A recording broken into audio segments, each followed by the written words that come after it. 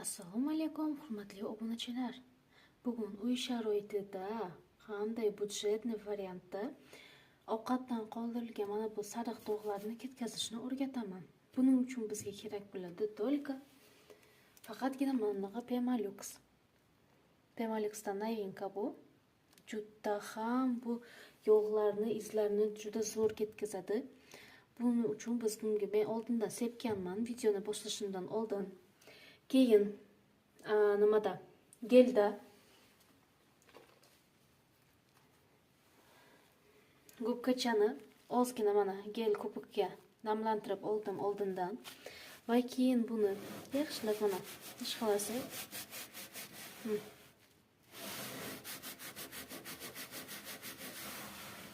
вот dog'lari почти qolmaydi. Mana bunaqa qolgan joyidan olamiz, yaxshilab tozalaymiz.